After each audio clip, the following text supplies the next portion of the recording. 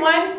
So for today's technique video, I'm going to be stepping into what resonance and clarity work is all about. So if you've been watching, we've covered some basics of breathing and active breathing, and we've also talked about tension reduction. So those are the first two tiers of the technique that I work on primarily with students, and now we're at the third tier, which is clarity and resonance. Again, if you've watched previous videos, you've heard me talk about this before. So now we're just gonna dip our toe in the water of a couple concepts of how to feel resonance and achieve resonance and how to work on it. So again, this is a basics video, so if you're a more advanced singer, maybe this won't be the video for you, but I encourage you to stay and watch anyway because you might get to retouch on something that you learned a long time ago. So we're going to start with talking about what resonance is for our younger people who tune in, just talking about what is resonance, what does it mean? And then we're going to talk about kind of how your body functions to help give you the kind of resonance that we want to use while we're singing. We'll talk a little bit about that, and we'll talk about how when we're releasing our sound, this has to do with tension reduction. We'll talk about how to stay relaxed in our mechanism while we're singing, and we practice that primarily in vocal technique with vowels and how to produce a vowel that's very clear and you're able to produce the resonance that you want. And so we'll go over how to go through your vowels in a relaxed way and how to what to look for, and we'll talk also about how to raise the soft palate.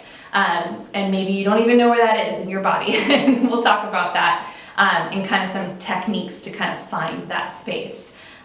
So that's what we're covering today, and we're going to get started right now. So in that last slide, you saw that I asked you to go ahead and grab a couple things. Primarily, really all you should need is a mirror, though if you want to take notes, do that too. So the mirror is important because as we're talking about resonance, it's really important to be able to hear it and feel it, but for newbies, it's really good if you can just see what's happening right in front of you. So I'll be your mirror for now, but if you want to kind of use your mirror, a handheld mirror is fine. That might be helpful to you while we're going through a couple of these things. So first, what is resonance? So I'm going to try to break it down as simply as I can. It's, as a singer at least, we're experiencing the vibration that's coming from our low belly breath as it's exiting our body. Our faces, our chest, we have resonant cavities throughout our body. Our sinus cavity is a really big resonator for us as a singer, and we experience the vibration of our air passing through our vocal cords, creating the sound, and then it starts bouncing around in all of those spaces and then out our mouths. So that's my best way to break down what resonance is. It's the vibration that we're creating through our air, through our vocal cords that's exiting our bodies on sound waves. So if you ever learned about sound waves, you know what I'm talking about. It is literally, sound is bouncing out of our bodies. So how do we create a clear path for that sound to exit? You would think that's a no-brainer, but actually as a solo singer, you have to really think a lot about how your sound is exiting your body. So I think you've heard me talk about before how you can swallow a sound. Oh, oh, and it's just it just sounds like it's stuck back here rather than oh, oh. That's really bouncing right out of me, right? And so there's things that you can do to kind of set yourself up for success. They aren't the end-all be-all. There's other little nuanced things that sometimes can get in your way, like tensions. We've talked about tension. Your tongue is a big one that can get in your way of letting your resonance really escape your body. But the soft palate is one of the first things that you can really work on to create space for the sound to bounce around and get out of your body. So let's talk about that. So the soft palate, take your thumb, it's right at the roof of your mouth.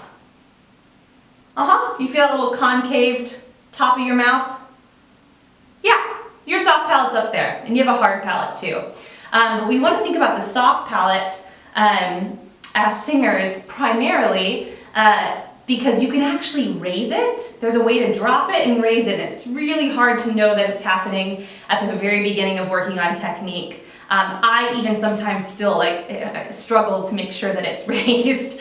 But we can do a couple things to kind of start feeling what it feels like when it's raised. And the reason we raise it is just to give us more room. So if I have a very shallow opening of my mouth,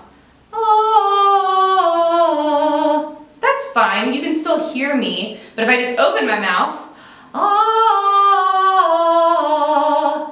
I'm suddenly way louder, and it doesn't have anything to do with the kind of pressure I'm putting on my voice. I'm not trying to give it more volume. I simply have more volume because I gave more space. So it's the same idea with your soft palate. You're trying to give extra space on the inside of your mouth for the sound to bounce upward between your tongue and the roof of your mouth.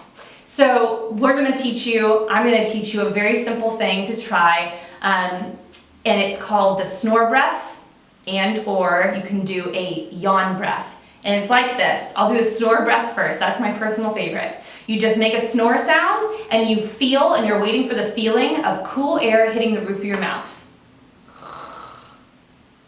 And you should feel like a little bubble of air right at the roof of your mouth. Try that again. And it's a very gentle sound, so no need to overdo it and go like that's too much.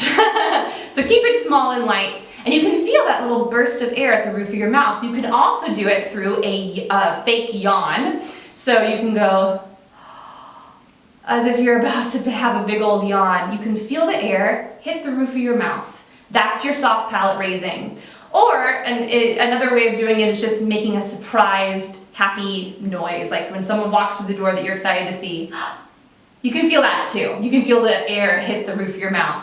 That one to me just isn't as gentle as the other two, so that leaves more opportunity for your air to get stuck in the back of your throat, just like that. So those are two ways to raise the soft palate, and then you can put that in front of exercises that you're working on. So I could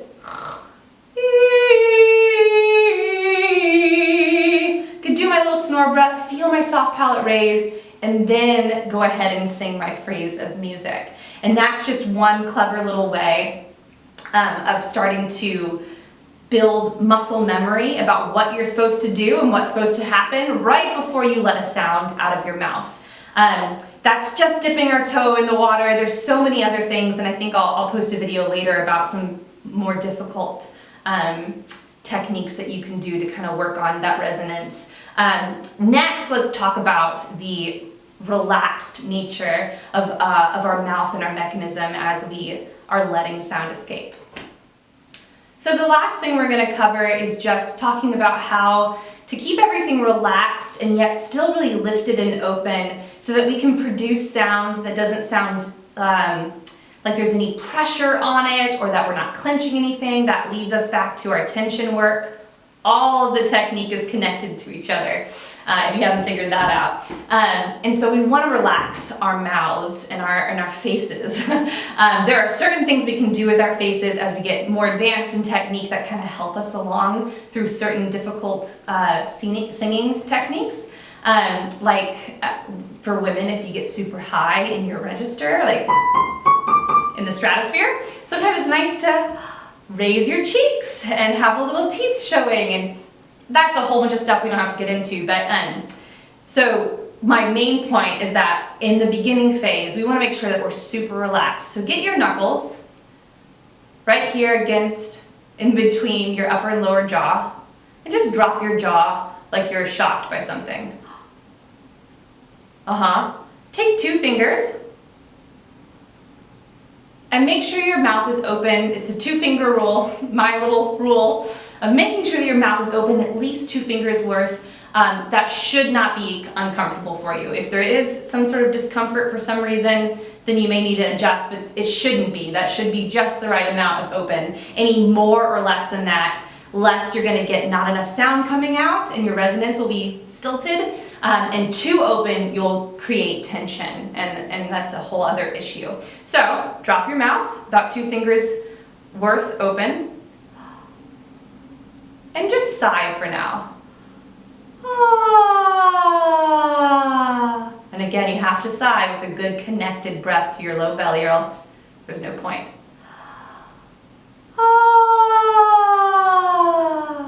You feel how relaxed that is? That's how we want to produce our sound. And we practice that with our vowels. So let me lead you through the vowels. And this is what it kind of looks like to sigh through your vowels and watch in the mirror and practice that relaxed face and relaxed jaw while letting resonance out and working on all the connection that it needs to really bounce out of your mouth and be forward rather than stuck in the back. So it looks like this. Ah, eh, ee, oh, ooh. Maybe it looks a little silly while I'm doing it, but it really helps over time for your body to start memorizing. It's muscle memory. You're memorizing, you're teaching your body to do something different than you've done before. So what you're doing there is you're just sighing with a whole bunch of good supported air. You're sighing through in whatever register is comfortable to you. All your vowels, a, e, o, u.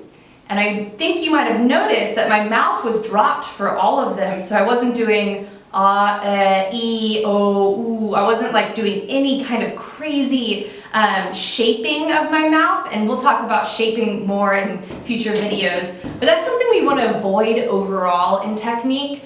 And shaping sneaks in over time as we're trying to pronounce our words and add consonants, but that's why we start with just vowels, so that we're teaching our body good habits and our singing mechanism good habits for when we do start singing our regular old music. We want to make sure that we're coming from a place of relaxation rather than overdoing anything. And when I do overdo it, like just now, a, e, o, u, you see how closed my mouth is? E was too stretched, O was too rounded and closed, U was very closed. So if you do too much of that, like I said, if your mouth is super closed or tight and tense, you're not going to get resonance that's exiting your body. So that's a little exercise you can do to practice some relaxation, the drop jaw, the space, and you can take those breaths like a snore or a yawn right before your sighs on a, e, o, u, to kind of like practice what we were talking about, to feel the soft palate raise and have all that space on the inside. That's a really important concept. Space on the inside, freedom on the outside. We want it to feel like it's bouncing right out. So the space is created here, but the sound and then comes right out. So that's just the tiniest little teaser for a basics video on how we achieve the beginnings of learning about resonance. And then when you're getting really good at sighing, you can add a pitch. So just pick a neutral pitch in your range.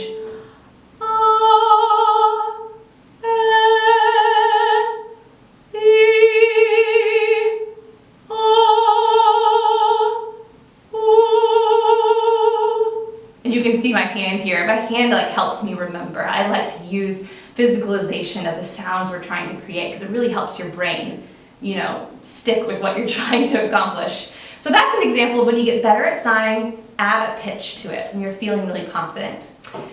So that's a basic video on my part of my technique, which is the resonance and clarity work that we do. I hope that was helpful, and I will continue to kind of flesh that out and put out videos that are a little bit more intermediate and advanced on this subject. So thanks for joining me.